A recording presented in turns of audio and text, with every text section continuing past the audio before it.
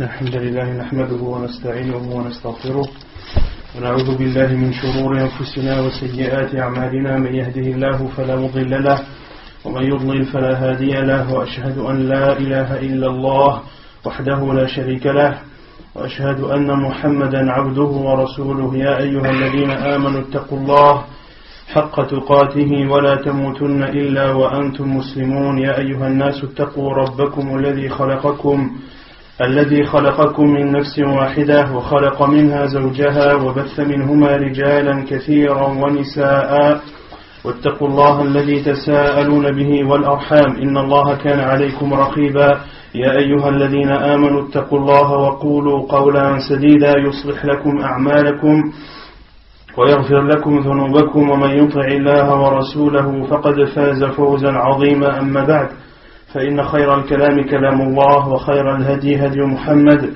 صلى الله عليه وسلم وشر الأمور محدثاتها وكل محدثة بدعة وكل بدعة ضلالة وكل ضلالة في النار أما بعد. Donc nous continuons l'explication du livre Al-Wajiz fi fiqh as-sunnati wal kitab al-aziz, l'essentiel dans la compréhension du livre et de la sunna du prophète sallallahu alayhi wa sallam. La semaine dernière on avait traité des piliers du pèlerinage, Arkanul Hajj, qui sont au nombre de 5. Qui sont au nombre de 5 selon l'avis de l'auteur, car il considère que Al-Mabitu bil-Muzdalifa fait partie des piliers du pèlerinage et non des obligations du pèlerinage. Quant à la majorité des savants, Jumhur al-Ulama considèrent que Al-Mabitu bil-Muzdalifa est une obligation et non un pilier parmi les piliers du pèlerinage. Donc le premier de ces piliers, c'est l'intention.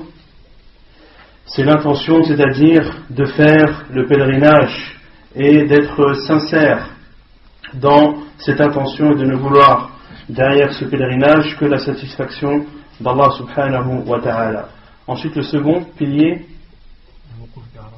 qui est Al-Wuquf bi Arafah, qui est la station dans la zone de Arafah, qui est bien délimitée à nos jours de façon très précise, des limites ou plutôt des indications qui informent le pèlerin à la fois du début de Arafat mais aussi de la fin de Arafat. Il y a à notre époque, un État saoudien a mis en place des indications qui montrent l'entrée de Arafat et la sortie de Arafat. Donc le pèlerin sait lorsqu'il se trouve dans l'enceinte de Arafat ou non. Donc concernant le premier pilier qui est l'intention, c'est un pilier qui n'est pas propre au pèlerinage uniquement, mais qui est attaché ou qui concerne l'ensemble des adorations. L'ensemble des adorations. À partir du moment où une adoration, quelle que soit la nature de celle-ci, n'est pas faite avec sincérité pour Allah subhanahu wa ta'ala, elle se voit rejetée et non acceptée auprès d'Allah azza wa jal.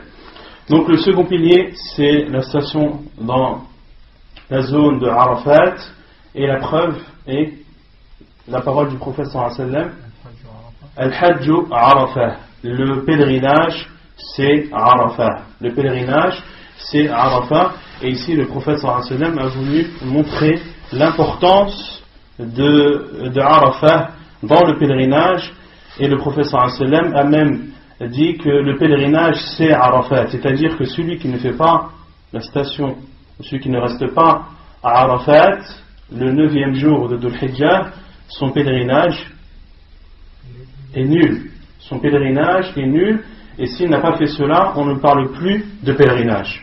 Et il y a un autre hadith qui prouve le fait que de rester à Arafat et fait partie des piliers, parmi les piliers du pèlerinage, c'est le hadith de Urwa ibn Mudarris, At-Ta'i radiyallahu anhu. Quel est le récit du hadith de Urwa ibn Mudarris? Non. Quel est le récit? Ça, c'est la parole du prophète sallallahu alayhi wa sallam. Qu'est-ce qu'il a fait à Urwa ibn Mudarris? Il est venu faire le pèlerinage sans savoir, sans connaître les lieux du pèlerinage. Et il est venu voir le prophète sallallahu alayhi wa sallam alors que le prophète sallallahu alayhi wa sallam était à Al-Muzdalifa. Et il a dit au prophète sallallahu alayhi wa sallam, j'ai fatigué ma monture et je me suis fatigué moi-même et je n'ai laissé de montagne ou de mont sans que je ne me sois posé dessus. Et le prophète sallallahu alayhi wa sallam a dit, celui qui assiste à notre prière, celle-ci, et reste avec nous jusqu'à ce que l'on parte, c'est-à-dire jusqu'à ce que l'on parte à Arafat, à Minan, jusqu'à ce que l'on parte à Minan, car le prophète sallallahu alayhi wa sallam était à Al-Muzdalifa. Le prophète sallallahu alayhi wa sallam était à Al-Muzdalifa, c'était le matin du 10e jour. C'était le matin du 10e jour de Dhul Hijjah, c'est-à-dire que le prophète sallallahu alayhi wa sallam était à Al-Muzdalifa après la prière du Fajr et resté sur le mont appelé Al-Mash'ar jusqu'à ce que le soleil se lève ou avant qu'il ne se lève. Hatta asfara jiddan, jusqu'à ce que le soleil soit devenu très jaune, c'est-à-dire qu'il s'apprêtait à se lever mais n'était pas encore levé. Et avant que le soleil ne se lève, le prophète sallallahu alayhi wa sallam s'est dirigé vers Minan, en passant par... Il était le Mash'ar al-Haram. En passant par Wadi Muhassir. Vous avez oublié? Le prophète sallallahu alayhi wa sallam est passé par Wadi Muhassir et a emprunté la voie qui traverse Minan dans son milieu. La route qui traverse Minan dans son milieu. Et le prophète sallallahu alayhi wa sallam a accéléré le pas ou a accéléré l'allure de sa monture lorsqu'il est arrivé à Wadi Muhassir. Donc, Urwa ibn Mudarris radiallahu anhu est venu vers le prophète sallallahu alayhi wa sallam lorsque le prophète sallallahu alayhi wa sallam était à Al-Muzdalifa le matin du 10e jour. Et le prophète sallallahu alayhi wa sallam a répondu à sa question lorsqu'il lui a demandé est-ce que j'ai un pèlerinage, après être resté dans tous les mondes que j'ai parcourus, est-ce que j'ai un pèlerinage, est-ce que mon pèlerinage est accepté? Et le prophète sallallahu alayhi wa sallam a dit celui qui assiste notre prière, celle-ci, et reste avec nous jusqu'à ce que l'on parte, wa qad waqafa, et qu'il est resté avant cela à Arafat de jour ou de nuit, faqad tamma hajjuh wa qada thafatuh, faqad tamma hajjuh wa qada thafatuh. Et donc c'est à ce moment-là que son pèlerinage est complet et valide. Donc dans ce hadith, on en déduit que le fait de rester à Arafat fait partie des piliers de l'islam, et on en déduit également que le fait de rester à Arafat commence quand? Le 9e jour. Mais quand le 9e jour? Certains savants, comme Ahmed rahimahullah, ont compris de ce hadith, laylan aw naharan, que le wuquf bi Arafat commence après le fajr du 9e jour. Mais la plupart des savants considèrent que le wuquf bi Arafat commence après ba'd al-zawal, après que le soleil ait dépassé le zénith, car le prophète sallallahu alayhi wa sallam ne s'est rendu à Arafat qu'après le zénith, qu'après que le soleil ait dépassé le zénith. Et avant cela, le prophète sallallahu alayhi wa sallam était où?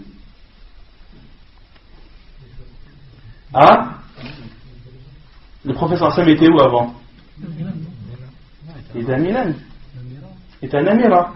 Le prophète sallallahu alayhi wa sallam avait ordonné qu'on lui monte une tente à Namira. Et le prophète sallallahu alayhi wa sallam est resté à l'abri ou sous l'abri de cette tente et ne s'est dirigé à Arafat qu'après que le soleil ait dépassé son zénith, qu'après que le soleil ait dépassé son zénith. Et le prophète sallallahu alayhi wa sallam, avant d'arriver à Arafat, qu'est-ce qu'il a fait? Il a fait le khutbah, il a fait son prône et son discours. Et ce n'est qu'après avoir fait son discours que le prophète sallallahu alayhi wa sallam a prié al-dhuhr et al-asr jam'an wa qasran. Jam'an wa qasran. Et donc, le troisième piliers qu'a cité l'auteur est Al-Mabitu bil-Muzdalifa. Al-Mabitu bil-Muzdalifa, et on avait cité la divergence des savants à ce sujet. Certains savants considèrent que c'est une obligation, d'autres considèrent que c'est un pilier. Et sachant que les savants qui considèrent que Al-Mabitu bil-Muzdalifa est un pilier sont très peu nombreux. Et même Cheikh Al-Albani, rahimahullah, lui ne considère pas Al-Mabitu bil-Muzdalifa comme étant un pilier, mais lui considère que c'est une obligation. Mais qu'est-ce qu'il considère comme un pilier? Salatul Fajr, ahsant. Cheikh Al-Albani, rahimahullah, lui considère que c'est la prière du Fajr qui est un pilier et non Al-Mabit, car Urwa ibn Mudarris, est-ce qu'il a passé la nuit à Al-Muzdalifa? Non. Il n'est arrivé qu'après le Fajr. Il n'est arrivé qu'après que le prophète sallallahu alayhi wa sallam ait prié la prière du Fajr. Et Cheikh Al-Albani rahimahullah considère que la prière du Fajr est un pilier, car le prophète sallallahu alayhi wa sallam a dit Man shahida salatana hadihi. Man shahida salatana hadihi. Et on avait dit que l'avis de la plupart des savants est qu'ils considéraient que Al-Mabitu bil-Muzdalifa n'est pas un pilier, mais est une obligation. Et quelle est leur preuve? Quelle est leur preuve?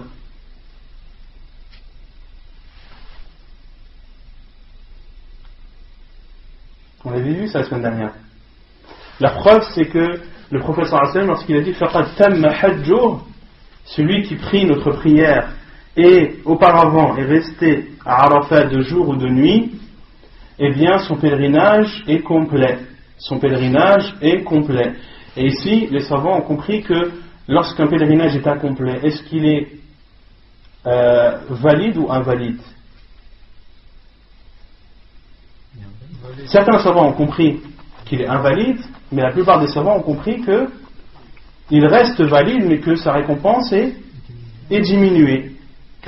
Mais sa récompense est diminuée car il aura manqué à un devoir parmi les devoirs du pèlerinage. Faqad tamma hajjuh, les savants ont dit que al-itmam laysa al-butlan. Al-itmam huna laysa al-butlan. Ensuite, on a parlé du quatrième pilier qui est tawafu al-ifada. Qui est tawafu al-ifada. Quand est-ce que ce tawaf a lieu? Quand est-ce que tawaf al-ifada a lieu? Avant le jamarat ou après le jamarat? Non, il n'y a pas de khilaf. Le prophète sallallahu alayhi wa sallam rama al-jamrat al-aqaba, puis le prophète sallallahu alayhi wa sallam a fait quoi? Thumma nahara, thumma hallaqa, thumma tafa, sallallahu alayhi wa sallam. Est-ce que le prophète sallallahu alayhi wa sallam a fait le sa'i? Il a fait le sa'i, le prophète sallallahu alayhi wa sallam? Est-ce que le prophète sallallahu alayhi wa sallam a fait le sa'i pendant le hajj? Oui ou non? Le prophète sallallahu alayhi wa sallam n'a pas fait le sa'i. Il n'a pas fait le sa'i car il a fait son pèlerinage en étant qarin. Le prophète sallallahu alayhi wa sallam a fait son pèlerinage en étant qarin. Quant au mutamatti', lui, il doit faire à la fois tawaf al-ifada et as-sa'i. Donc, la sunna du prophète sallallahu alayhi wa sallam, c'est de faire al-tawaf après avoir lapidé la grande stèle, après s'être rasé la tête et après avoir égorgé sa bête. Mais celui qui a fait le tawaf avant d'avoir lapidé la stèle, le prophète sallallahu alayhi wa sallam a dit la haraj, car les compagnons du prophète sallallahu alayhi wa sallam sont venus le voir et ont dit, certains ont dit, je me suis rasé avant d'avoir égorgé la bête. Le prophète sallallahu alayhi wa sallam a dit la haraj. D'autres ont dit, j'ai fait le tawaf après avoir fait ar-rami. J'ai fait le tawaf avant d'avoir fait ar-rami. Le prophète sallallahu alayhi wa sallam a dit la haraj, et ainsi le prophète sallallahu alayhi wa sallam était avec ses compagnons durant ce pèlerinage. Il nous disait, il n'y a pas de mal, il n'y a pas de mal. Certains ont dit qu'ils avaient lapidé la stèle que lorsque la nuit était tombée. Et le prophète sallallahu alayhi wa sallam a dit la haraj.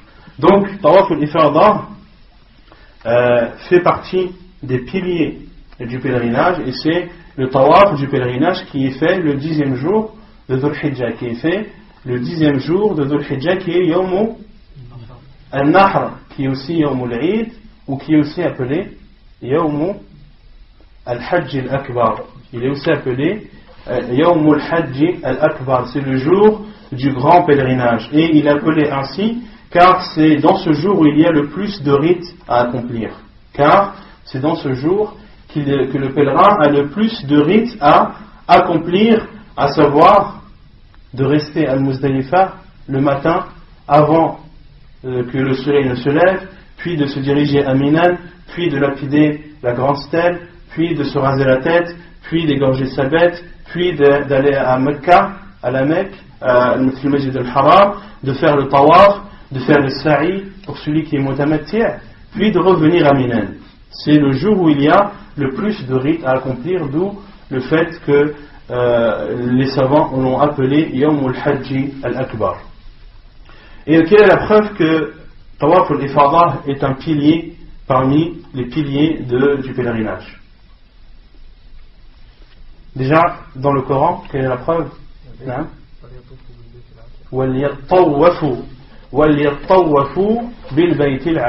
Et qu'il fasse les tournées autour de la maison Al-Atiq. Al-Atiq, qu'est-ce que ça veut dire Al-Atiq? L'ancienne, ahsant. L'ancienne, pourquoi c'est l'ancienne? La preuve dans le Coran que c'est l'ancienne, qu'elle est ancienne. Quelle est la preuve que Al-Bayt, que la Kaaba, que la maison d'Allah Azza wa Jal est ancienne? Inna awwala baytin wudi'a lin-nas lalladhi bi Bakkata mubarakan. La première maison qui a été établie pour l'adoration d'Allah subhanahu wa ta'ala pour les gens, c'est la Kaaba, c'est Baytullah Azza wa Jal. Donc c'est la première maison qui a été construite pour l'adoration d'Allah subhanahu wa ta'ala pour les gens. Donc cela nous prouve que c'est une maison qui est très ancienne, d'où le fait qu'Allah Azza wa Jal l'ait appelé Al-Atiq. Donc qu'il fasse les tournées autour de la maison ancienne. Et aussi on avait cité la preuve comme preuve du caractère du fait que Tawaf al-Ifada est un pilier, c'est le hadith de Aïcha radiyallahu ta'ala anha, lorsque Safiya bint Huyay a eu ses menstrues, et Aïcha radiyallahu anha a demandé au prophète sallallahu alayhi wa sallam, ou a dit cela au prophète sallallahu alayhi wa sallam, et le prophète sallallahu alayhi wa sallam a dit: est-ce qu'elle a été empêchée? Est-ce qu'elle a été empêchée? Et Aïcha radiyallahu anha a dit: ô envoyé d'Allah, elle a fait le tawaf de l'Ifada avant d'avoir eu ses menstrues. Elle a fait tawaf l'Ifada avant d'avoir eu ses menstrues, et le professeur Hassan lui a dit: faltanfir idhan, qu'elle parte alors. Qu'elle parte alors. Et le fait que le professeur Hassan ait jugé cela comme étant bloquant en disant: est-ce que son pèlerinage est suspendu ou est-ce qu'elle est arrêtée, est-ce qu'elle est bloquée, c'est-à-dire qu'une femme qui a ses menstrues et qui ne peut pas faire le tawaf de l'Ifada est bloquée.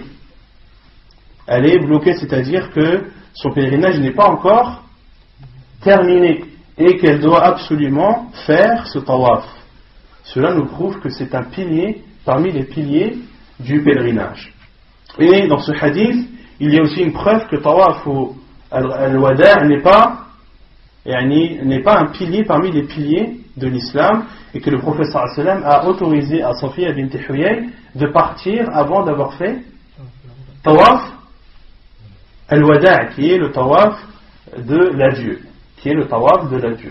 Quant à une femme qui a ses menstrues et qui n'a pas encore fait son tawaf de l'ifada, que doit-elle faire? Non? Il y a combien d'avis des savants?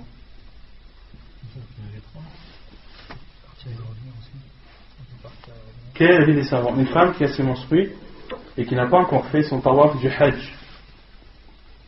On avait dit que certains savants, parmi eux Cheikh al-Islam ibn Taymiyyah, et à notre époque Cheikh ibn Uthaymin et Cheikh ibn Baz rahimahumallah, considèrent ou disent qu'il est autorisé à la femme de se protéger, de mettre une protection sur leur partie génitale et de faire le tawaf dans cet état, car c'est un cas de force majeure. Car c'est un cas de force majeure, et le tawaf de l'ifada étant un pilier parmi les piliers du pèlerinage, la femme doit absolument le faire avant de partir. La femme doit absolument le faire avant de partir. Et il donne comme précision que si c'est une femme qui n'habite pas loin de la Mecque, eh bien il lui est autorisé de partir et de revenir. Si c'est son mahram, son tuteur ou son accompagnateur parmi les personnes qui lui sont interdites au mariage doivent partir et qu'elle habite dans les environs ou à proximité ou pas très loin de la Mecque, il est autorisé de partir et de revenir pour terminer son pèlerinage. Et on avait dit que dans ce cas-là, son mari n'avait pas le droit de l'approcher. Son mari n'avait pas le droit de l'approcher, car cette femme est toujours en état de tahallul asghar. Elle est toujours en état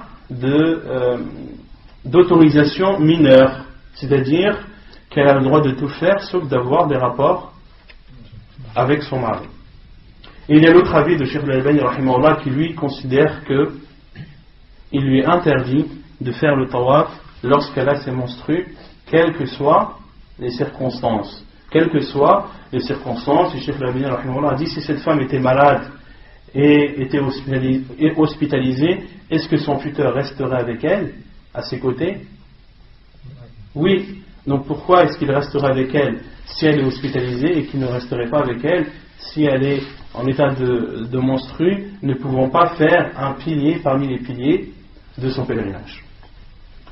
Ensuite, on avait parlé du 5e pilier selon l'auteur et le 4e chez la plupart des savants, qui est as-sa'yu, qui sont les allées venues entre as-safa wal marwa, et la preuve et la parole du prophète sallallahu alayhi wa sallam lorsqu'il dit fas'aw is'aw fa inna Allah kataba alaykum as-sa'i, faites le sa'i car Allah vous a prescrit le sa'i.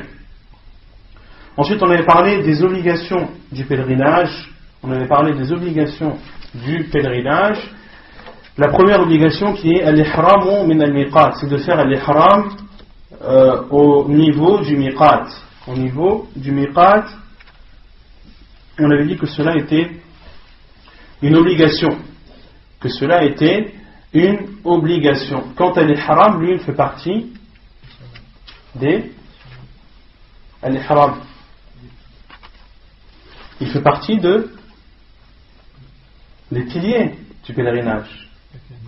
Non, il rentre dans un niyya, car on avait vu que l'ihram c'était niyyatu dukhul an-nusuk, c'est l'intention de rentrer dans le rite. Donc al-ihram, à savoir l'intention de rentrer dans le rite, de faire la umrah, de faire le hajj, ou de faire le hajj et la umrah ensemble, cela fait partie des piliers parmi les piliers de l'islam.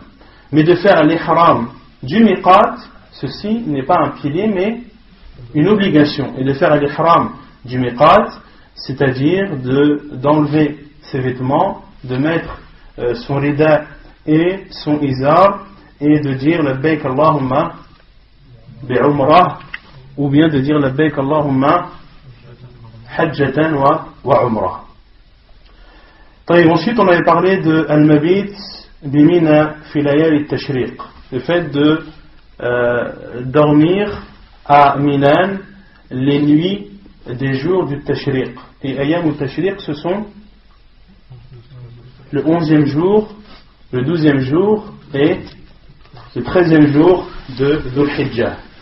Et ce sont des jours qui font partie, ou que les savants considèrent comme des jours de fête en islam. C'est pour ça que le professeur Sam a dit Ayyamu tashriq, ayyamu aklin wa shurbin wa dhikrin lillah. Les jours du tashriq sont des jours dans lesquels on mange, on boit et dans lesquels on fait le rappel d'Allah subhanahu wa ta'ala. Et certains savants ont considéré qu'il était interdit de jeûner ces 3 jours. Qu'il était interdit de jeûner ces 3 jours. Non? Arhamukallah. Sauf celui qui doit jeûner 10 jours. Non, sauf celui qui doit jeûner 10 jours, car c'est une obligation pour lui. Car c'est une obligation pour lui de jeûner. طيب. Ensuite, on avait parlé de l'autorisation pour certaines personnes de ne pas dormir à Minan. À qui le prophète sallallahu alayhi wa sallam a autorisé de ne pas dormir à Minan durant ces 3 nuits? Les bergers, Ru'a ou l'Ibil, ceux qui avaient pour charge ou pour tâche de garder les chameaux des pèlerins. De garder les chameaux des pèlerins. Et on avait cité que le prophète sallallahu alayhi wa sallam leur avait autorisé de ne pas dormir à Minan durant les jours durant les nuits de Tashriq, les jours de Tashriq, et que le prophète sallallahu alayhi wa sallam leur avait également autorisé de l'apidation du 11e et 12e jour, soit le 11e. De rassembler la lapidation de 2 jours en un seul. De rassembler la lapidation de 2 jours en un seul jour. Et le fait que le prophète sallallahu alayhi wa sallam ait fait cette dérogation à ses bergers de ne pas dormir à Minan, cela prouve qu'il est obligatoire à autre que de faire al-mabit bi Minan ayam fi layal al-tashriq. Ensuite, on avait parlé de Ramiul Jimar, le fait de lapider les stèles à la suite et dans l'ordre. Et on avait dit que le 10e jour de Dhul Hijjah, quelle stèle devait être lapidée? La grande qui est appelée Jamratul Aqaba. Elle doit être lapidée le 10e jour de Dhul Hijjah, qui est le jour de l'Eid, Yawmun Nahr, et qu'elle devait être lapidée de 7 pierres. De 7 pierres. Puis de lapider les 3 stèles les jours de Tashriq, en commençant par la petite, puis la moyenne, puis la grande. Et on avait vu que la grande, c'était celle qui était la plus éloignée de Minan et la plus proche de la Mecque. Et quant à la petite, c'est celle qui est la plus proche de Minan et la plus éloignée de la Mecque. Et chacune de ces 3 stèles doit être lapidée après Az-Zawal, après que le soleil ait dépassé son zénith, et chacune de 7 pierres. Et concernant Jamrat al-Aqaba, le jour de l'Eid, à partir de quand doit-elle être lapidée?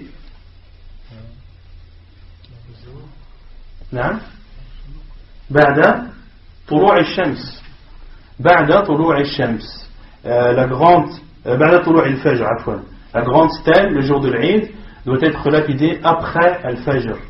Après Al-Fajr, et certains savants ont même considéré que ceux qui accompagnaient les femmes et les personnes faibles, car le prophète sallallahu alayhi wa sallam a autorisé aux femmes et aux personnes faibles, âgées ou celles qui sont faibles physiquement, de partir après la moitié de la nuit, la nuit du 10e jour, c'est-à-dire, sinon on parle selon nos codes à nous, c'est la nuit du 9e jour. La nuit du 9e jour. C'est-à-dire la nuit de... Ce qu'en arabe, quand on dit la nuit d'un jour, c'est la nuit qui précède ce jour. Car en arabe, en islam, la nuit précède le jour.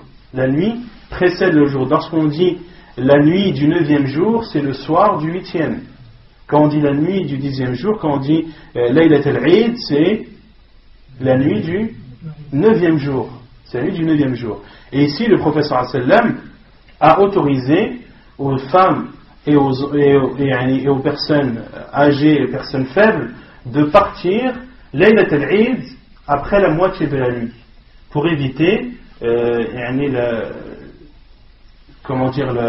fait que les gens se retrouvent dans la foule, pour leur éviter la foule et la grande quantité de personnes qui se dirigeront vers Minan. Le prophète sallallahu alayhi wa sallam leur a autorisé. Et certains savants ont considéré que les personnes qui les accompagnaient, qui eux n'étaient pas faibles, car ces personnes ont besoin d'accompagnateurs, que ces personnes-là, il ne leur est pas autorisé de lapider la grande stèle avant Al-Fajr. Qu'il ne leur est pas autorisé de lapider la stèle avant le Fajr. Car certains savants considèrent qu'il est autorisé aux femmes et aux personnes faibles de lapider la stèle avant Al-Fajr. Et d'autres savants considèrent que cela n'est pas autorisé et qu'ils doivent le faire après Al-Fajr. Et la divergence tourne autour de ce qu'a fait une des femmes du prophète sallallahu alayhi wa sallam, qui a prié Al-Fajr à Makkah. Et dans ce hadith, il n'est pas cité de façon explicite si elle avait fait Ar-Rami avant ou après. Et certains savants ont considéré qu'elle a fait la prière du Fajr à la Mecque. Cela veut dire qu'elle avait fait la lapidation de la grande stèle avant. Et d'autres savants ont considéré qu'il n'y avait pas dans ce hadith cette information et qu'on devait rester dans la base qui est que la grande stèle doit être lapidée après l'apparition de l'aube et non avant. Non. Une question, le 11, le 12, le 13, on doit lapider tous les jours les 3 stèles? Non, tous les jours les 3 stèles. Et chaque stèle de 7 pierres est toujours après que le soleil ait dépassé son zénith. Et donc on avait parlé des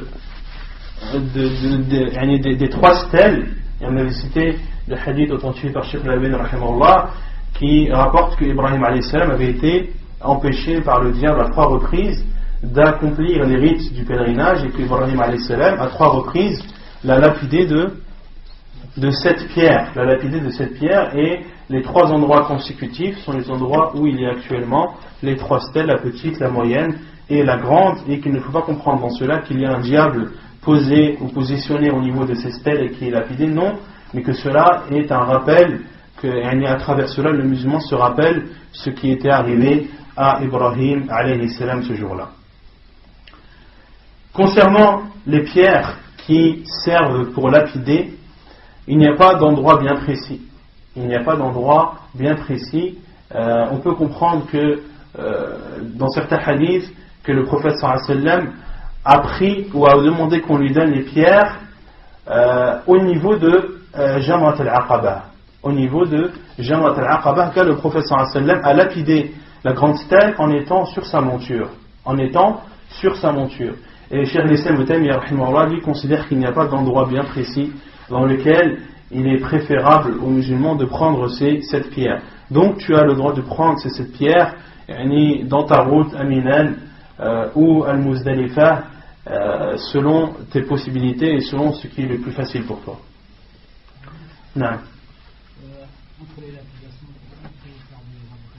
Entre la lapidation, il y a des avocations à faire. Le prophète sallallahu alayhi wa sallam, lorsqu'il lapidait une stèle, il positionnait la Mecque à sa gauche et Minan à sa droite. Le prophète sallallahu alayhi wa sallam se mettait en face de la stèle et mettait la Mecque à sa gauche et Minan à sa droite. Et le prophète sallallahu alayhi wa sallam lapidait les 7 stèles et les 3 stèles afwan de cette pierre. Et la lapidation, cela consiste à ce que la pierre tombe dans l'espèce de bassin qu'il y a. Car en fait les 3 stèles sont un bassin avec au milieu une colonne qui est appelée la stèle. Et un rami est valide lorsque la pierre tombe dans le bassin et non pas lorsqu'elle touche la stèle.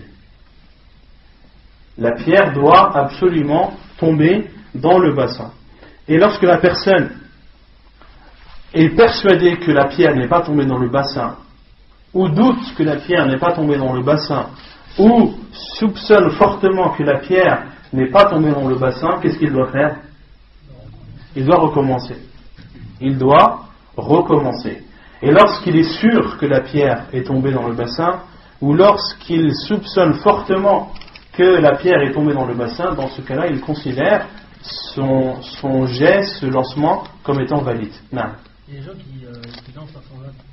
Ça fait partie des innovations. ceux qui lancent les sandales pensent justement qu'ils lapident le diable. Et on a vu qu'il n'y a aucune preuve ni dans le Coran, ni dans la sunna du prophète sallallahu alayhi wa sallam, ni dans les faits des compagnons qu'ils ont considéré que le diable était lapidé ou qu'il était présent à cet endroit. Donc le prophète sallallahu alayhi wa sallam a lapidé de cette pierre, et ce n'est pas n'importe quelle pierre.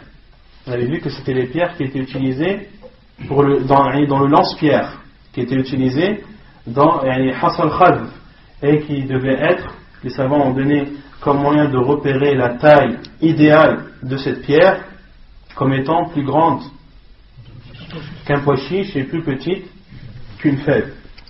Donc si les savants sont aussi, si le prophète sallallahu alayhi wa sallam était aussi précis dans la taille de la pierre, que dire des personnes qui lancent autre qu'une pierre? On doit adorer le prophète sallallahu alayhi wa sallam comme il nous l'a enseigné. Le prophète sallallahu alayhi wa sallam a dit Khudhu anni manasikakum, prenez de moi vos rites, c'est-à-dire faites le pèlerinage comme je l'ai fait, et ne faites pas d'innovation et n'essayez pas d'utiliser des moyens ou de faire des actes que je n'ai pas fait.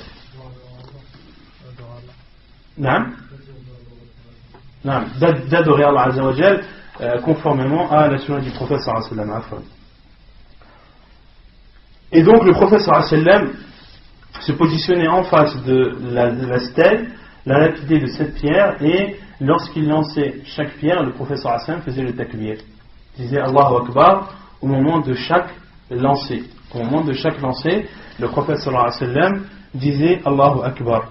Et lorsque le prophète sallallahu alayhi wa sallam, le 10e jour de Dhul Hijjah, a lapidé la grande stèle, lorsqu'il a fini de lancer sa 7e pierre, le prophète sallallahu alayhi wa sallam s'est alors abstenu, et c'est à ce moment-là que le prophète sallallahu alayhi wa sallam a arrêté la talbiyah.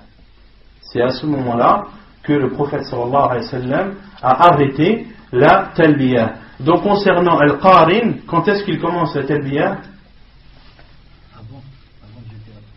Quand est-ce qu'il la commence? Quand il se met en état d'ihram. Donc s'il vient de Médine, il commence la talbiyah de Dhul Hulayfa, et ceci jusqu'au 10e jour de Dhul Hijjah, lorsqu'il a fini de lapider la grande stèle. Donc il doit faire la talbiyah autant que possible lorsqu'il arrive, et également le 8e jour de Dhul Hijjah, le 9e et au Arafah, jusqu'à ce qu'il termine de lapider la grande stèle de cette pierre. Donc ensuite le prophète sallallahu alayhi wa sallam se mettait, lorsqu'il avait lapidé la petite stèle, ça c'est Ayyam al-Tashriq, lorsque le prophète sallallahu alayhi wa sallam, les 3 jours de Tashriq, lapidait les 3 stèles chacune de cette pierre, il lapidait la première, puis se dirigeait vers la Qibla,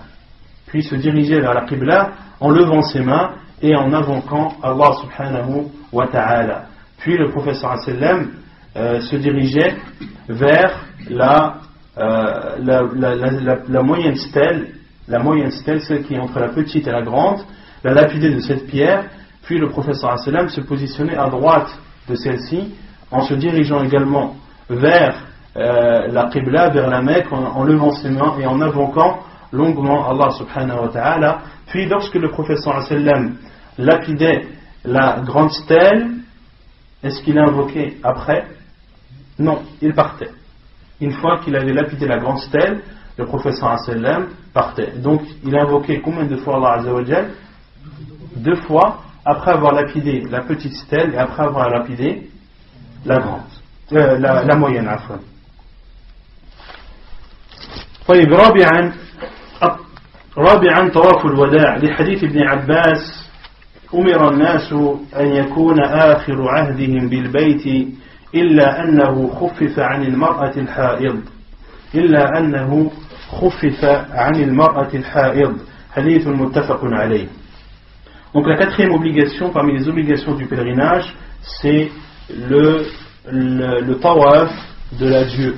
Le tawaf de l'adieu, la preuve est le hadith d'Abdullah ibn Abbas radiyallahu anhu, lorsqu'il dit les gens ont été ordonnés, ou il a été ordonné aux gens que la dernière chose qu'ils fassent soit le tawaf autour de la maison d'Allah Azza wa Jal, sauf sauf que cela a été allégé envers la femme qui a ses menstrues.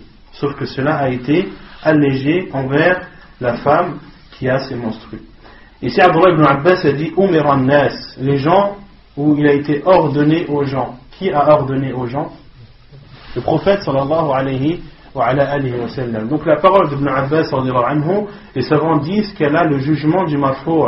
Qu'elle a le jugement du marfou', c'est-à-dire qu'elle a le jugement, c'est-à-dire c'est comme si le prophète sallallahu alayhi wa sallam l'avait dit.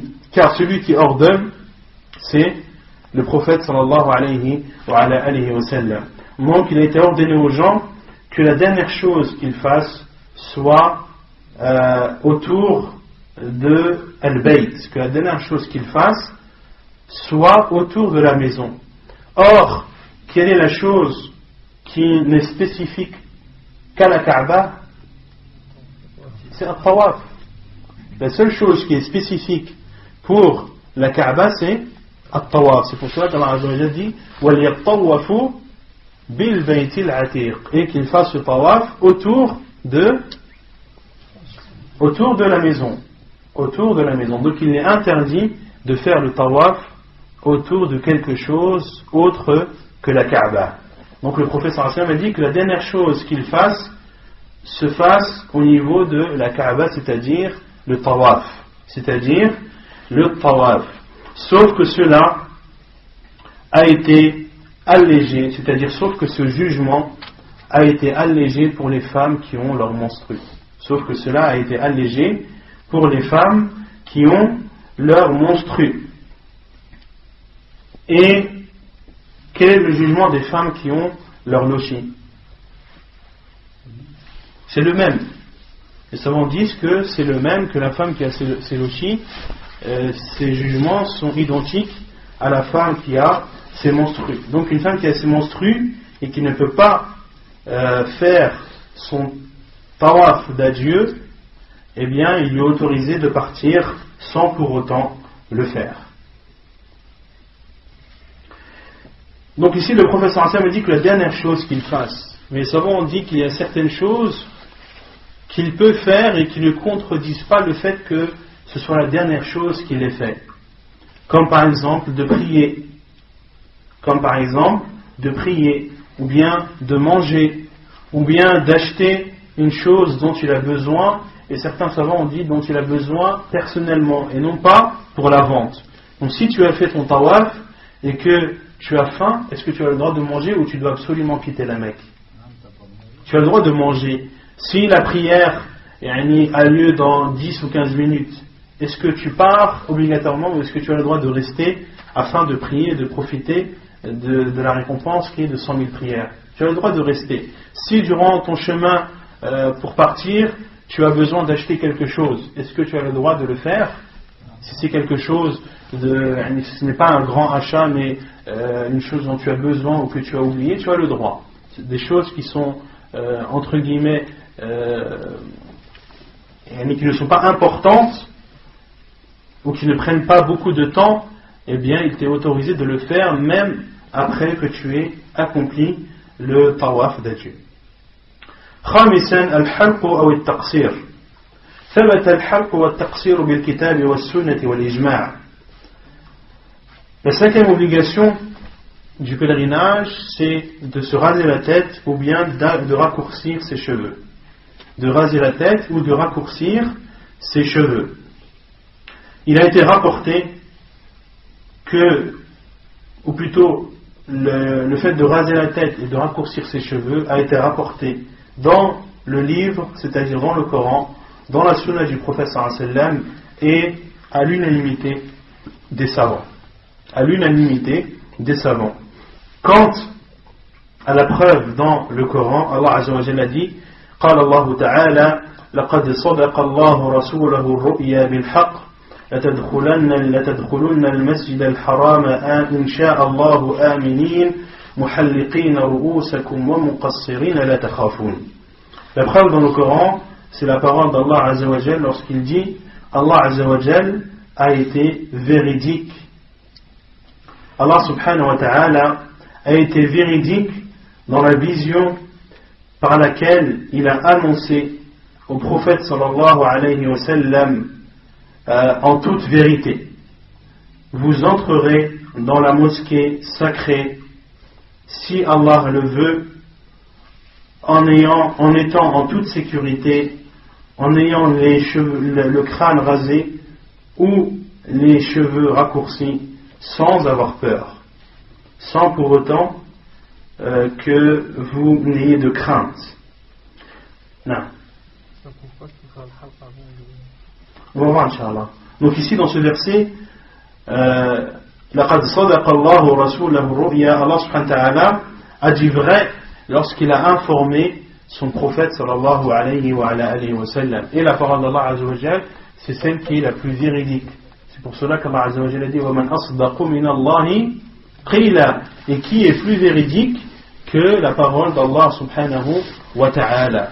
Donc la parole d'Allah azza wa jal est la plus véridique des véridiques. Et le prophète Allah azza wa jal a dit vrai à son prophète sallallahu alayhi wa sallam lorsque le prophète sallallahu alayhi wa sallam a vu en rêve, lorsque Allah azza wa jal a informé son prophète sallallahu alayhi wa sallam à travers un rêve qu'il rentrerait à la Mecque en étant en toute sécurité et en ayant le crâne rasé ou les cheveux raccourcis sans avoir de crainte. Et le prophète sallallahu alayhi wa sallam a eu cette vision, comme on l'a vu la semaine dernière, lorsqu'il était où? À Médine. Lorsque le prophète sallallahu alayhi wa sallam était à Médine, il a vu cette vision en rêve et on a informé ses compagnons radiyallahu anhum qui étaient contents d'apprendre cette nouvelle et qui ne doutaient en aucun cas de la véracité de ce propos et de cette information que leur a apporté le prophète sallallahu alayhi wa sallam. Ils étaient persuadés qu'ils rentreraient un jour à la Mecque en faisant leur rite du pèlerinage, en étant en toute sécurité, c'est-à-dire en n'ayant plus peur de Quraysh et des autres polythéistes ou de leur répression ou autre. Donc Allah azza wa jalla a dit vrai, et on avait cité la semaine dernière que le prophète sallallahu alayhi wa sallam était parti avec ses compagnons pour faire la Umrah et qu'il avait été refoulé par Quraysh, qui lui avait interdit de faire cette Umrah cette année-là, et le prophète sallallahu alayhi wa sallam a fait avec eux un pacte, a signé avec eux un pacte de paix qui est Sulh al-Hudaybiyah, et al-Hudaybiyah, on avait vu que c'était un endroit qui était proche de Mecca, il appelait Hudaybiyah car il y a là-bas un puits appelé Hudaybiyah. Et les compagnons radhiyallahu anhum étaient très touchés de ce refus et de cet acte de paix qu'a signé le prophète sallallahu alayhi wa sallam avec Quraysh, car ils avaient dans leur esprit la promesse que leur avait fait le prophète sallallahu alayhi wa sallam, qui est qu'ils rentreraient à la Mecque et qu'ils feront leur rite et qu'ils se raseront la tête ou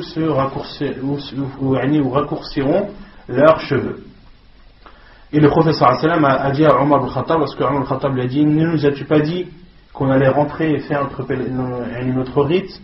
Et le prophète sallallahu alayhi wa sallam lui a répondu: t'avais-je dit que tu allais le faire cette année? Et Omar al-Khattab a dit non.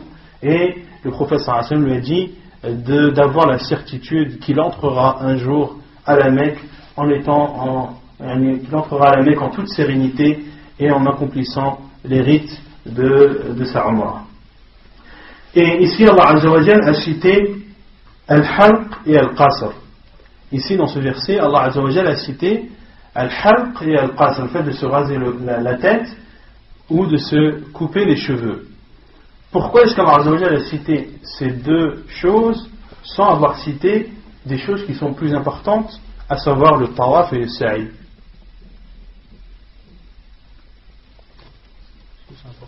Non.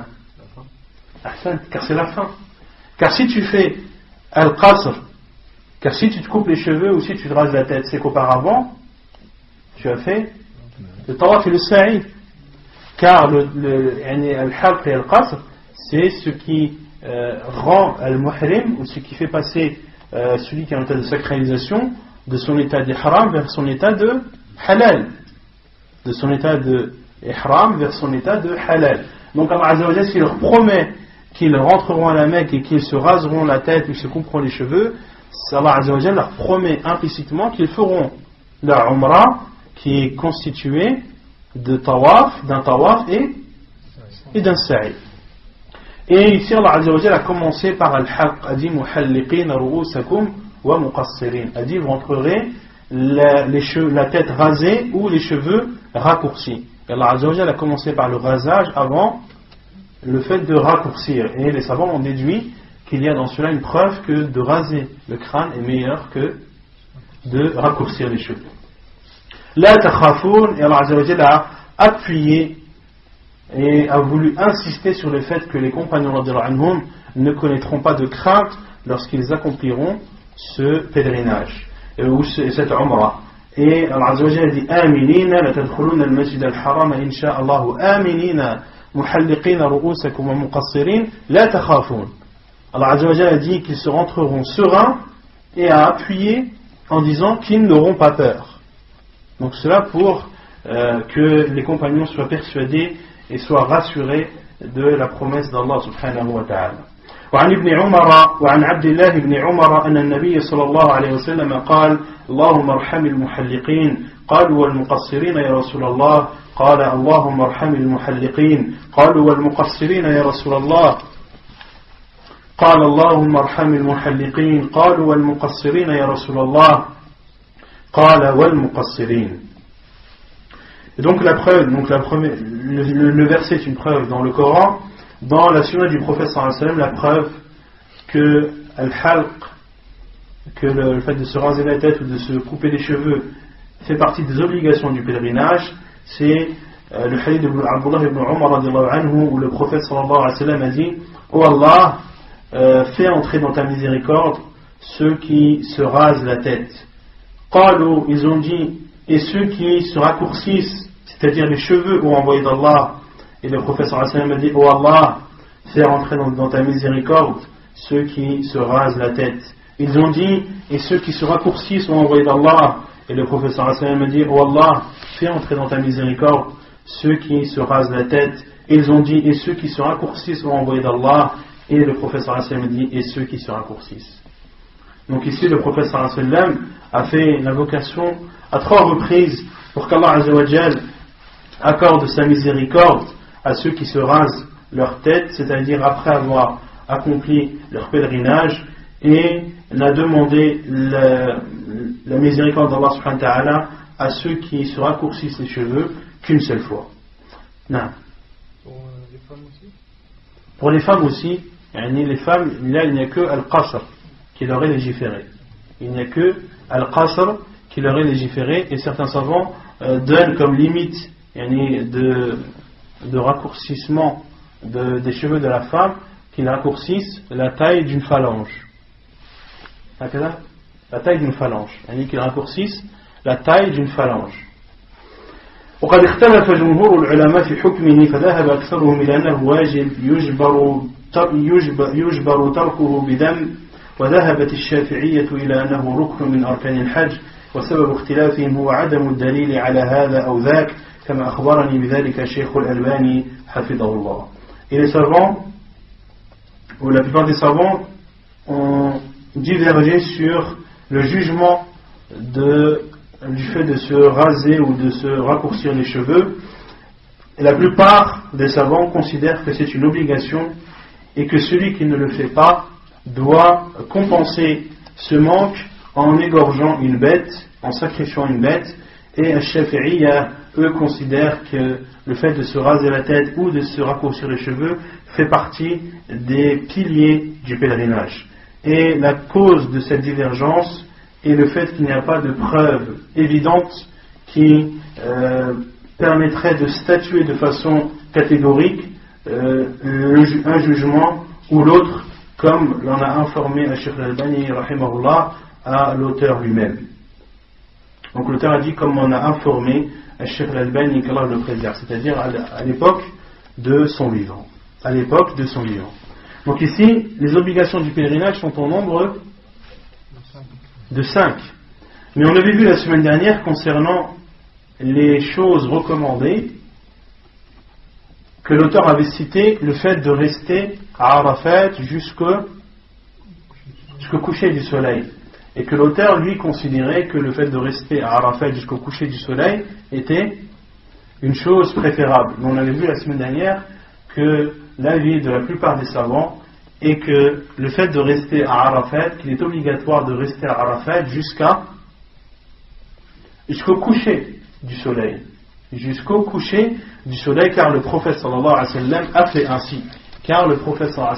ainsi. Et lorsqu'il est resté à Arafat, après que le soleil ait dépassé son zénith, le prophète sallallahu alayhi wa sallam, après avoir prié à l'Asr, s'est dirigé vers la Qibla, et le prophète sallallahu alayhi wa sallam n'a cessé d'invoquer Allah azza wa jal jusqu'à ce que le soleil se couche hatta ghaba al-qurs, jusqu'à ce que le disque solaire ait disparu à l'horizon, et c'est l'avis le plus sûr, Allahu a'lam, c'est que celui qui arrive à Arafat en journée après que le soleil ait dépassé son zénith doit rester obligatoirement jusqu'à ce que le soleil se couche, mais que cette obligation ne concerne pas celui qui arrive à Arafat de nuit.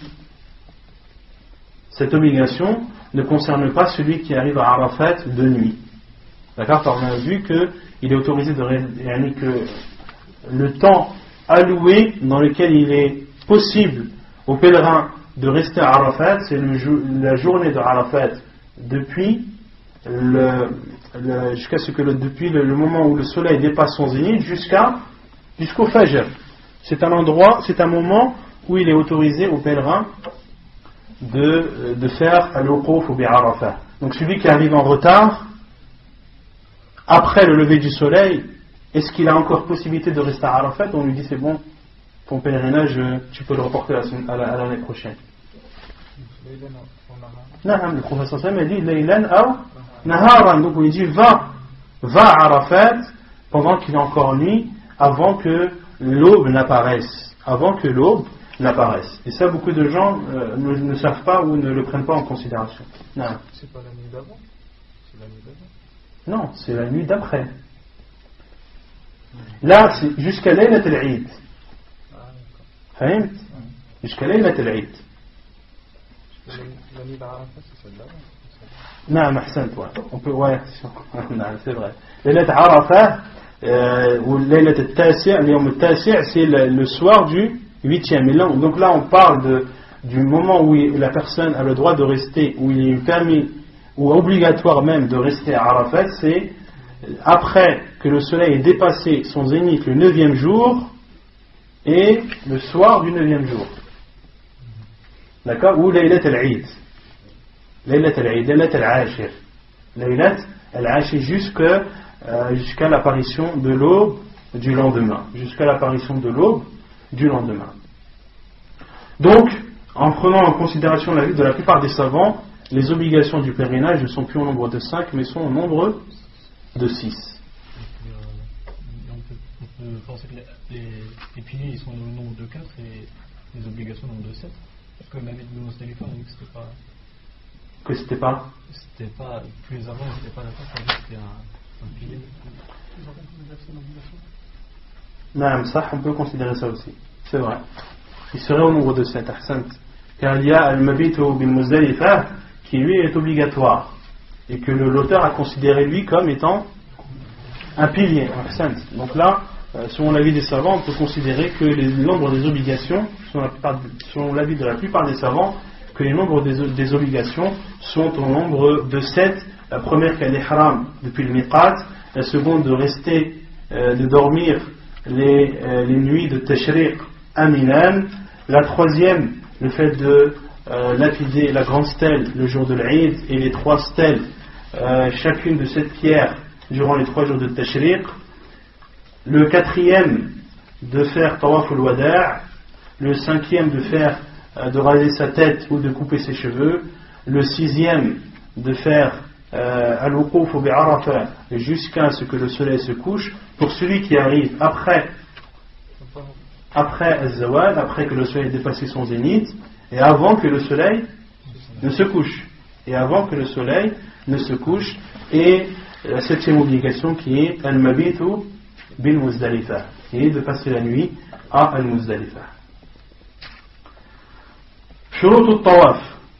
Ensuite, l'auteur parle du chapitre des conditions du Tawaf. عن ابن عباس أن النبي صلى الله عليه وسلم قال الطواف حول البيت مثل الصلاة إلا أنكم تتكلمون فيه فمن تكلم فيه فلا يتكلم إلا بخير. حديث صحيح رواه ابن خزيمة وابن حبان والدارمي والحاكم والبيهقي وصححه الألباني في الإرواء. Donc les conditions du tawaf. Quelle est la différence entre une condition et un pilier? C'est qu'un pilier, si on le délaisse, l'adoration n'est plus valable. Un pilier, si on le délaisse, l'adoration n'est pas valable, mais une condition aussi. Si on la délaisse, le pilier n'est plus valable, l'adoration n'est plus valable.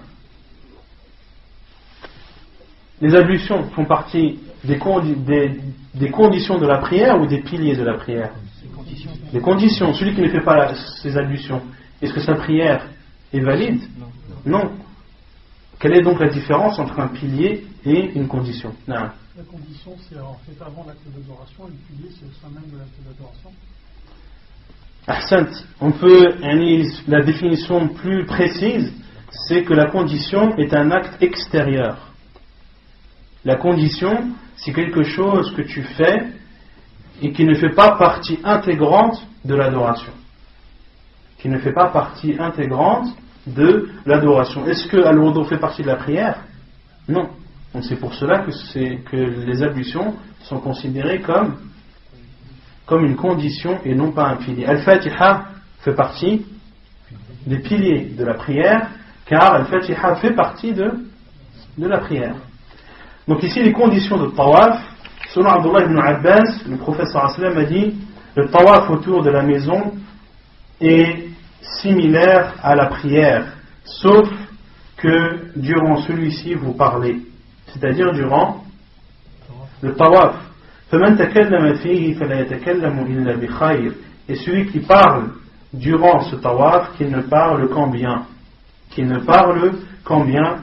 Hadith jugé authentique par Cheikh Al-Albani rahimahullah, rapporté par At-Tirmidhi, Ibn Khuzaymah, Ibn Hibban, Ad-Darimi, Al-Hakim et Al-Bayhaqi. Puis l'auteur dit فإذا كان الطواف صلاة فإنه يشترط له أولا الطهارة من الحدثين لقوله صلى الله عليه وسلم لا يقبل الله صلاة بغير طهور ولقوله صلى الله عليه وسلم بغير طهور ولقوله صلى الله عليه وسلم لعائشة وقد حاضت في الحج افعلي ما يفعل الحاج غير أن لا تطوفي بالبيت حتى تغتسلي غير أن لا تطوفي بالبيت حتى تغتسلي. Et donc l'auteur dit, si le tawaf fait partie ou est considéré comme une prière, il est alors, ou fait partie alors des conditions du tawaf, ce qui fait partie des conditions de la prière. Premièrement, at-taharatu min al-hadathayn, la purification des deux états d'impureté, le petit et le grand. La preuve est la parole du prophète sallallahu alayhi wa sallam qu'Allah azza wa jalla n'accepte pas de prière sans purification. Et la parole du prophète sallallahu alayhi wa sallam à Aïcha radhiyallahu anha, lorsqu'elle a eu ses menstrues en période de Hajj, le prophète sallallahu alayhi wa sallam lui a dit if'ali ma yaf'alu al-hajj, fais ce que fait le pèlerin, ghayra an la tatufi bil bayti hatta taghtasili, fais ce que fait le pèlerin, sauf de ne pas faire les tournées autour de la maison jusqu'à ce que tu te laves, Hadith authentique rapporté par Al-Bukhari et Muslim. Donc ici l'auteur considère que at-taharatu min al-hadathayn, que la purification des deux états d'impureté, le petit et le grand, est une des conditions, parmi les conditions du tawaf, car il considère que at-tawaf fait partie ou est similaire à la prière, et la différence qu'il y a entre la prière et le tawaf, ce n'est uniquement le fait que la personne parle durant le tawaf, parole qui n'est pas autorisée durant la prière, sauf si ce sont des paroles que la personne dit pour le bien de cette prière, comme on l'avait vu durant Kitab al-Salat. Il est autorisé à la personne de parler lorsque cela est pour préserver la validité de la prière. D'accord ? Concernant ce sujet, on l'avait déjà traité lors de Kitab al-Tahara, lors du chapitre de ce qui est interdit de faire pour celui qui n'a pas les ablutions, et on avait cité la divergence des savants concernant le tawaf. Certains savants considèrent qu'il est obligatoire et que la purification est une condition parmi les conditions du tawaf, et d'autres savants qui considèrent que ce n'est pas une condition. Qui se rappelle des détails qu'on avait donnés? Non? Personne ne se rappelle? Les savants, parmi les savants qui ont considéré que l'état de pureté n'était pas une condition, c'est-à-dire l'état de pureté le petit, al-hadathu al-asghar, que le fait de ne pas avoir ou d'être en état d'impureté, mais le petit état d'impureté, c'est-à-dire qui est levé par les ablutions et non pas par le bain rituel, par le grand bain. Parmi ces savants, il y a Cheikh al-Islam Ibn Taymiyyah rahimahullah qui considère que at-tawaf n'est pas une prière. Et que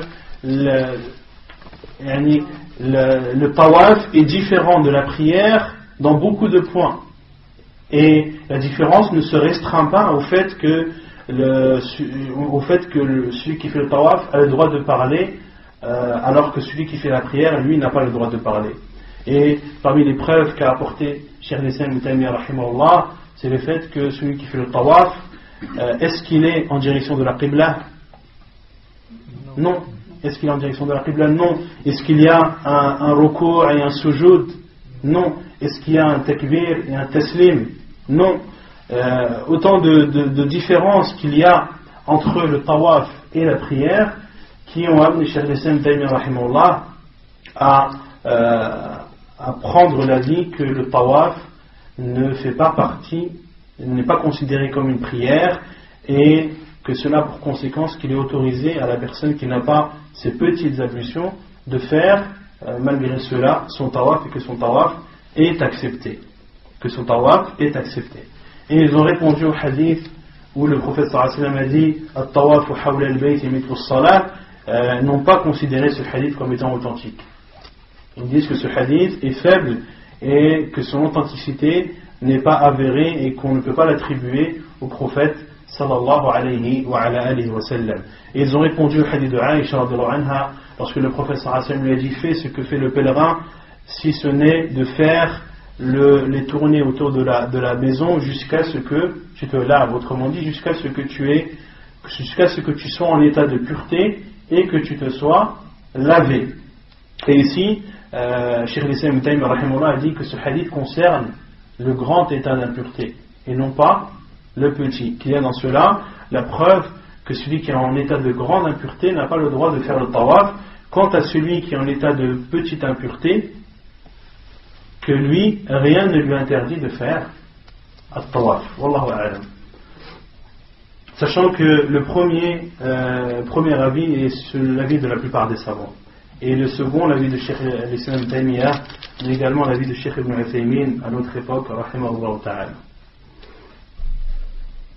ثانيا ستر العورة لقوله تعالى يا بني آدم خذوا زينتكم عند كل مسجد ولحديث أبي هريرة أن أبا بكر الصديق رضي الله عنه بعثه في الحجة التي أمره عليها رسول الله صلى الله عليه وسلم قبل حجة الوداع يوم النحر في رهط يؤذن في الناس أن لا يحج بعد العام مشرك ولا يطوف بالبيت عريان. Hadith muttafaqun alayh. Donc la deuxième condition, c'est de cacher al-awra, de cacher al-awra, les parties que la personne n'a pas le droit de montrer, des parties que la personne n'a pas le droit de montrer. Concernant l'homme, quelle est la awra de l'homme? Du nombril au genou. Du nombril au genou. Nombril et genou inclus ou non inclus? Là, il y a une divergence des savants, et on avait dit que l'avis le plus sûr c'était que le nombril et les genoux ne sont pas inclus dans la awra, que les genoux et le nombril ne sont pas inclus dans la awra. C'est l'avis de Cheikh Al-Albani rahimahullah ta'ala. Et concernant la femme, al-mar'atu, il y a une divergence des savants. Certains considèrent que la femme tout entière est une awra, et la plupart des savants considèrent que la awra de la femme c'est tout son corps hormis son visage et ses mains, hormis son visage et ses mains. Et ceci c'est la awra de la femme envers les hommes qui lui sont étrangers, envers les hommes qui lui sont étrangers. Et quant à la awra d'une femme envers une autre femme, non, que les hommes, quelle est la awra d'une femme envers une femme? On avait déjà vu ça.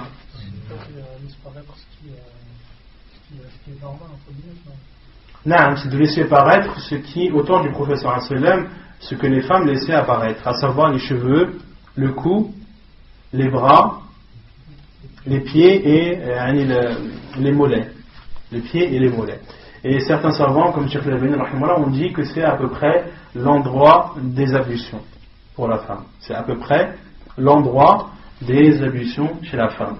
Et certains savants considèrent que l'avis que la awra d'une femme envers une autre femme, c'est du nombril au genou. Certains savants considèrent que la awra d'une femme envers une autre femme, c'est du nombril au genou. Mais à notre époque, la plupart des savants, ou plutôt beaucoup de savants, ne considèrent pas cela, car il y a eu beaucoup d'excès. Beaucoup d'excès, et les femmes, en apprenant cela, certains savants ont dit que, car ils ont mal compris la parole des savants, car lorsqu'ils disent que la awra d'une femme envers une autre femme est entre le nombril et le genou, c'est-à-dire lorsque cela est découvert accidentellement. Lorsque cela est découvert accidentellement, ou lorsque la femme doit découvrir en cas de force majeure. C'est dans ce cas que les savants parlent de nombril au genou pour la femme. Mais non pas de montrer de montrer ce qu'il y a au-dessus du nombril, au-dessus du nombril et au-dessus du genou, sans raison valable. Sans raison valable, les savants-là ne considèrent pas cela comme autorisé, comme parmi eux, Cheikh Ibn Uthaymin, rahimahullah ta'ala. Parmi eux, Cheikh Ibn Uthaymin, rahimahullah. Donc, les savants qui disent que la awra de la femme envers une femme, c'est entre le nombril et le genou, ceci c'est en cas de force majeure, ou lorsque la femme a découvert une de ses parties accidentellement. En sachant ce jugement, elle saura si elle a découvert une partie interdite ou non. Si elle a découvert une partie interdite ou non. Dans le cas des femmes qui allaitent leurs enfants, du coup elles ne peuvent pas allaiter en présence d'autres femmes. Certains savants considèrent que c'est autorisé, car il y a là un besoin. Et d'autres savants ne considèrent pas cela comme autorisé. Parmi eux, Cheikh Al-Albani rahimahullah. Il dit qu'une femme qui allait ne doit pas montrer son sein à une autre femme. Wallahu a'lam. Non. La voix de la femme n'est pas une awra. Je n'ai jamais entendu un savant dire que la voix de la femme est une awra. Et les hadiths du prophète sallallahu alayhi wa sallam viennent appuyer cela, car beaucoup de femmes sont venues s'adresser au prophète sallallahu alayhi wa sallam de façon directe et quelquefois sans obstacle. sans obstacle. Et on avait vu l'histoire de la femme qui avait été divorcée par son mari et qui a parlé au prophète sallallahu alayhi wa sallam presque en chuchotant. Et Aïcha radhiyallahu anha n'a pas entendu ces paroles et a dit gloire à celui qui entend toutes les voix. Gloire à celui qui entend toutes les voix. Gloire à celui qui est au-dessus des cieux et qui entend toutes les voix. Car Allah Azza wa Jalla a entendu. لقد سمع الله قول التي تجادلك في زوجها. Allah Azza wa Jalla a entendu les paroles de cette femme qui se plaignait de son mari. Alors que cette femme chuchotait au prophète sallallahu alayhi wa sallam et Aïcha qui est à proximité n'a même pas entendu ces paroles. Et lorsque ce verset a été révélé, elle dit gloire à celui qui est au-dessus des cieux, mais qu'aucune voix ne lui échappe. Ou comme a dit Aïcha radhiyallahu anha. Donc, la deuxième condition, c'est de recouvrir les parties que la personne ne doit pas montrer. La preuve dans le Coran est la parole d'Allah Azza wa Jalla lorsqu'il dit ô fils d'Adam, prenez votre beauté dans chaque mosquée. Et la beauté se fait avec les vêtements. C'est-à-dire habillez-vous de façon élégante lorsque vous vous rendez dans les mosquées d'Allah Azza wa Jalla. Et le musulman, il lui est demandé et conseillé de s'habiller de façon correcte lorsqu'il se rend dans une mosquée pour adorer Allah Azza wa Jalla. والحديث أبي هريرة إلى preuve c'est également le hadith d'Abu Hurayra radiyallahu anhu qui dit que Abu Bakr radiyallahu anhu l'a envoyé lors du pèlerinage dans lequel le prophète sallallahu alayhi wa sallam a désigné Abu Bakr radiyallahu anhu comme étant l'émir. Et ce pèlerinage a eu lieu la 9e année de Dhul Hijjah, c'est-à-dire juste avant l'année qui a précédé l'année où le prophète sallallahu alayhi wa sallam a fait son pèlerinage. L'année où le prophète sallallahu alayhi wa sallam a fait son pèlerinage. Car le prophète sallallahu alayhi wa sallam a fait son pèlerinage la 10e année de Dhul Hijjah.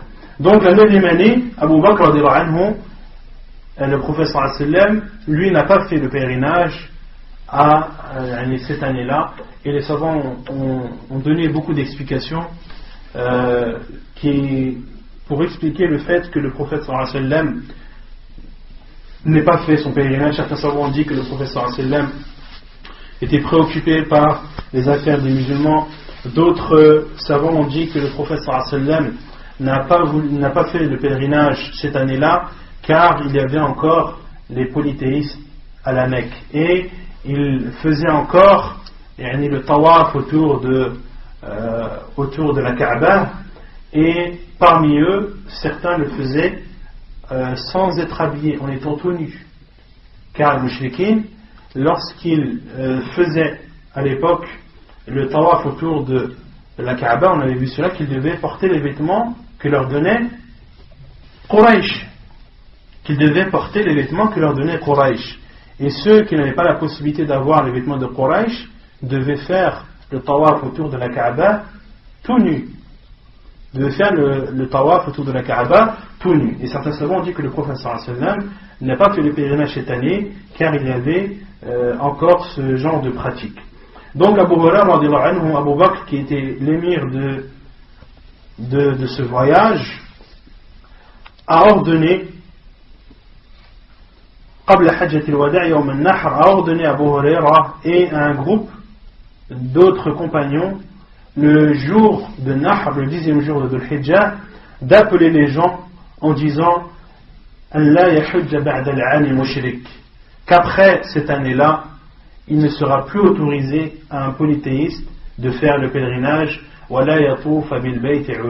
et qu'il sera interdit de faire le tawaf autour de la maison sacrée d'Allah Azza wa Jal en étant nu. Hadith authentique apporté par Al-Bukhari et Muslim. ثالثا أن يكون 7 أشواط كاملة لأن النبي صلى الله عليه وسلم طاف 7 كما قال ابن عمر رضي الله عنهما قدم رسول الله صلى الله عليه وسلم فطاف بالبيت 7 وصلى خلف المقام ركعتين وبين الصفا والمروة 7 ولقد كان لكم في رسول الله أسوة حسنة ففعله هذا مبين للمراد بقوله تعالى وليطوفوا بالبيت العتيق فإن ترك شيئا من السبع ولو قليلا لم يجزئه وإن شك بنى على الأقل حتى يتيقن. Donc la troisième condition parmi les conditions du tawaf, c'est que le tawaf doit comporter 7 tournées complètes, car le prophète sallallahu alayhi wa sallam a fait le tawaf en faisant 7 tournées autour de la Kaaba, comme l'a dit Abdullah ibn Umar radiyallahu anhuma, lorsque le prophète sallallahu alayhi wa sallam est arrivé, c'est-à-dire à la Mecque, il a fait le tawaf autour de la maison 7 fois, c'est-à-dire qu'il a fait 7 tournées, puis a prié derrière le maqam, c'est-à-dire de Ibrahim alayhi salam rak'atayn, il a fait 2 rak'at derrière le maqam d'Ibrahim, puis a fait 7 allées-venues entre As-Safa et Al-Marwa, et Abdullah ibn Umar a dit وَلَقَدْ كَانَ لَكُمْ فِي رَسُولِ اللَّهِ أُسْوَةٌ حَسَنَةٌ, et il y a dans le prophète sallallahu alayhi wa sallam le meilleur des exemples, et le fait que le prophète sallallahu alayhi wa sallam a fait cela explique, ou ce fait du prophète sallallahu alayhi wa sallam explique ce qu'Allah azza wa jalla a voulu dire en disant وَلْيَطَّوَّفُوا بِالْبَيْتِ الْعَتِيقِ, qu'il fasse les tournées autour de la maison antique ou ancienne. وَلْيَطَّوَّفُوا أي 7 أشواط كاملة, c'est-à-dire qu'il fasse le tawaf, c'est-à-dire qu'il fasse le tawaf composé de 7 tours complets. Puis l'auteur dit فَإِنْ تَرَكَ شَيْئًا مِنَ السَّبْعِ وَلَوْ قَلِيلًا لَمْ يُجْزِئْهُ, et si il ne complète pas les 7 tours, ne serait-ce que d'une distance très courte, eh bien son tawaf n'est pas valide. Son tawaf n'est pas valide, et si il doute sur le nombre de tournées qu'il a fait, alors il doit se baser sur il doit se baser sur la certitude. Il doit se baser sur la certitude. Donc celui qui a un doute et qui ne sait plus combien de tournées il a fait autour de la Kaaba, est-ce qu'il en a fait 3 ou 4, il doit se baser sur la certitude et considérer qu'il en a fait 3 et non 4, et terminer le reste de ces tournées en se basant sur ce nombre inférieur. رابعا وخامسا أن يبدأ الطواف من الحجر الأسود وينتهي إليه جاعلا البيت عن يساره، لقول جابر رضي الله عنه لما قدم رسول الله صلى الله عليه وسلم مكة أتى الحجر الأسود فاستلمه ثم مشى عن يمينه فرمل 3 ومشى 4 فلو طاف وكان البيت عن يمينه لا يصح الطواف. Donc la 4e et 5e condition pour la validité du tawaf, c'est de commencer le tawaf de la pierre noire et de le terminer au niveau de la pierre noire, en positionnant ou en mettant la maison sacrée à sa gauche, dire de faire le tawaf et de faire en sorte que la maison soit à ta gauche.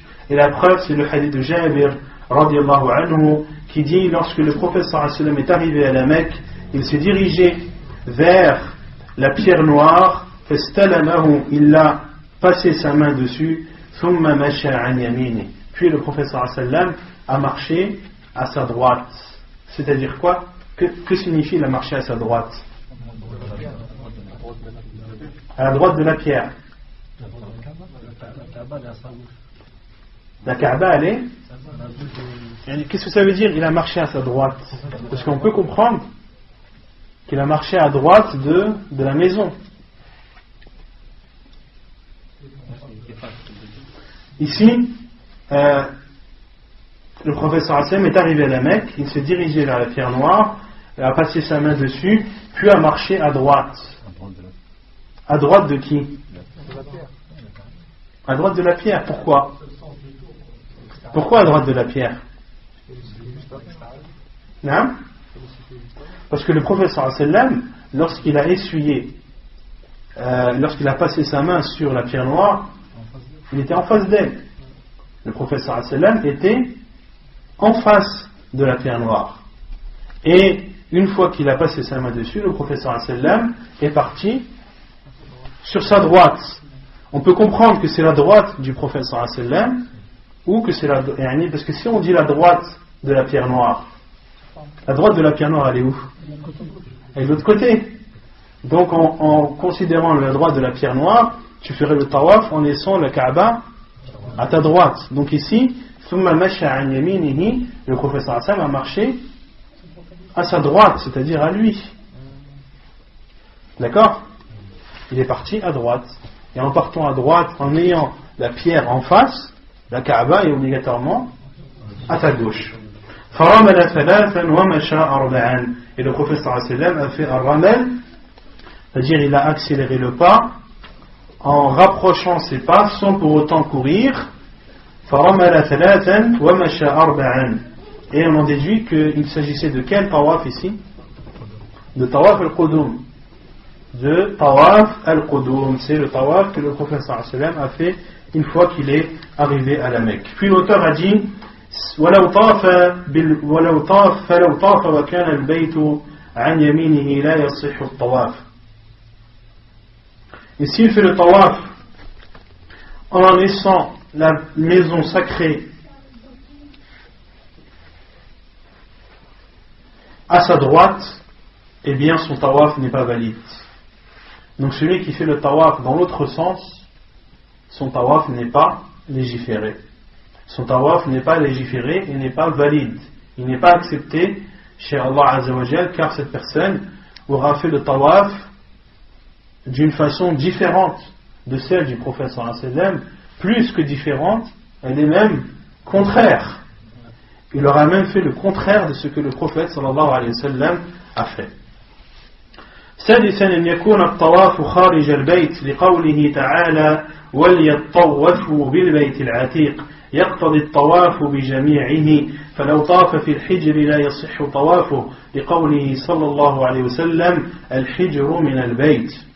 Donc la sixième condition, c'est que le tawaf se fasse à l'extérieur de la maison, car Allah Azza wa Jalla a dit et qu'il fasse les tournées autour de la maison ancienne ou antique.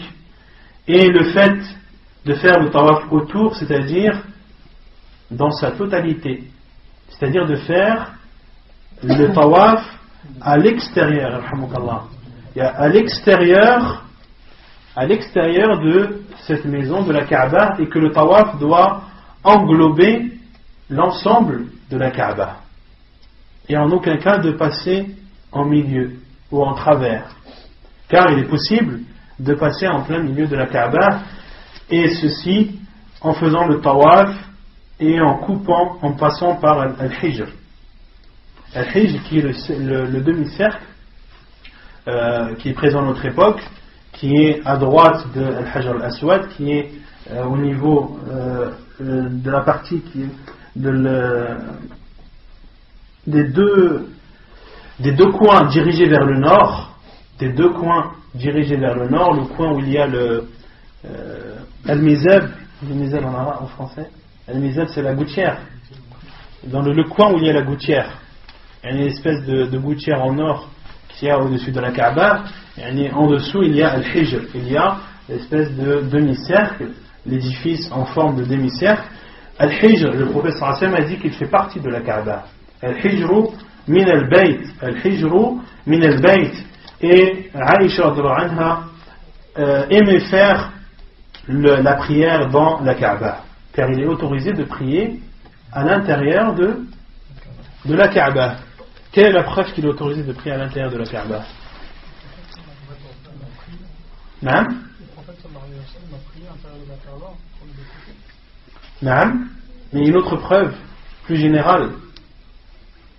وَجُعِلَتْ لِيَ الْأَرْضُ masjidan wa tahura, et la terre m'a été accordée comme étant un lieu de prière et un moyen de purification, et la Kaaba fait partie de la terre. Et d'autres preuves qui sont innombrables où le prophète sallallahu alayhi wa sallam a prié dans la Kaaba, et Aïcha radhiyallahu anha avait l'habitude de prier dans la Kaaba, et le prophète sallallahu alayhi wa sallam l'a prise par la main un jour et l'a amenée jusqu'au Hijr, et le prophète sallallahu alayhi wa sallam lui a dit de prier ici car il fait partie de la maison sacrée. فَإِنَّهُ مِنَ الْبَيْتِ.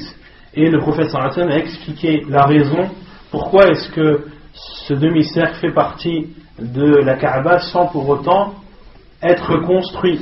Et le prophète sallallahu alayhi wa sallam a expliqué que à Aïcha en disant que ton peuple avait un manque de ressources. Ton peuple avait un manque de ressources, c'est-à-dire financières, et à l'époque il n'avait pas les moyens de construire la Kaaba dans sa totalité. Et il y a une partie qu'ils n'ont pas pu construire et dans laquelle ils ont construit Al-Hijr, dans lequel ils ont construit justement cet édifice en forme de demi-cercle. Pourquoi est-ce que Quraysh n'avait pas les moyens financiers? Car il s'était donné comme condition que l'argent qui allait servir pour l'édifice de la Kaaba ne devait être que de l'argent licite, et en aucun cas de l'argent illicite ne devait être mis ou injecté dans la construction de l'édifice de la maison sacrée d'Allah subhanahu wa ta'ala. Donc celui qui fait le tawaf et coupe sa tournée, son tawaf en passant par Al-Hijr, en coupant, car entre le demi-cercle et la Kaaba il y a un espace dans lequel la personne peut passer, dans lequel la personne peut entrer dans le Hijr, mais peut également en ressortir. Et celui qui fait le tawaf en passant par Al-Hijr, son tawaf n'est pas considéré comme valide, car il n'aura pas fait 7 tours complets.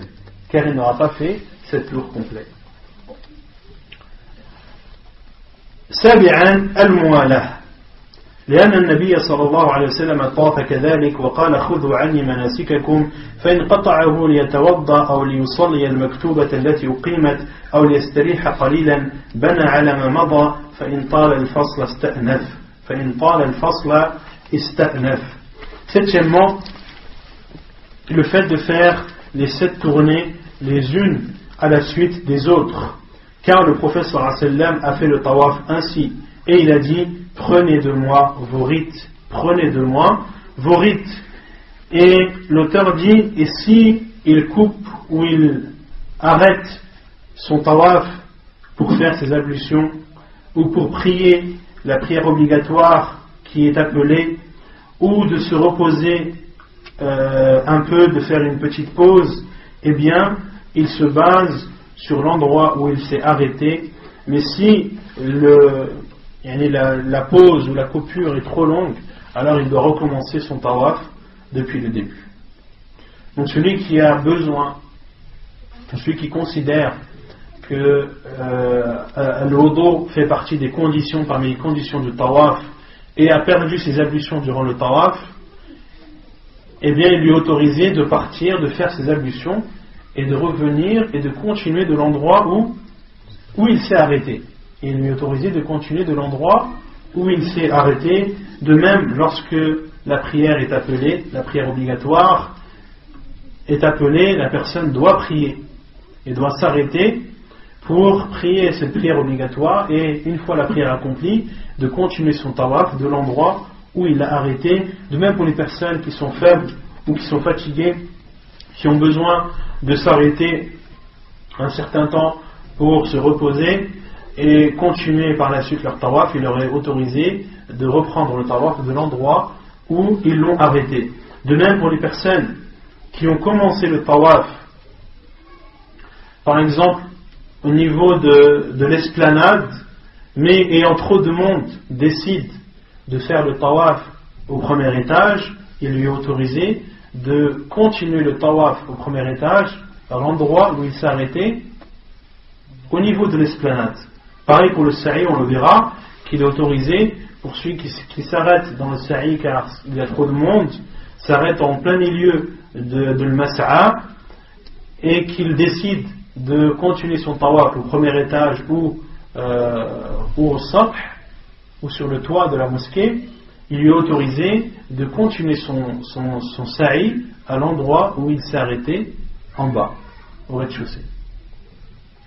Et si le temps est trop long, si la personne a trop tardé et a arrêté son tawaf une durée trop longue, il doit recommencer son tawaf depuis le début.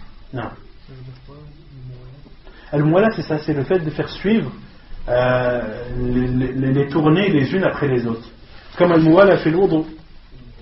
On avait dit que Al-Muwala fait l'oudou, c'est de faire son oudou sans l'interrompre, de laver les membres les uns après les autres. Et les savants ont donné comme définition de Al-Muwala, c'est le fait de laver un membre avant que le précédent ne sèche. De laver un membre avant que le précédent ne sèche. Et ici, Al-Muwala, c'est ne pas de faire une tournée, puis d'aller boire ou d'aller manger ou d'aller faire autre chose, puis de revenir de faire le deuxième tawaf, etc., etc. Si les savants n'avaient pas donné comme condition le fait que le tawaf, les 7 tournées se fassent les unes après les autres, alors en se succédant, eh bien, les gens auraient séparé ou divisé leur tawaf dans la journée. Moi je vais faire 2 tournées le matin, 2 tournées l'après-midi, 2 tournées le soir et 1 tournée le matin. Non. Les tournées, tu les fais les 7, les unes après les autres, car le prophète sallallahu alayhi wa sallam a fait ainsi. ونكتفي بهذا القدر وسبحانك اللهم وبحمدك أشهد أن لا إله إلا أنت أستغفرك وأتوب إليك.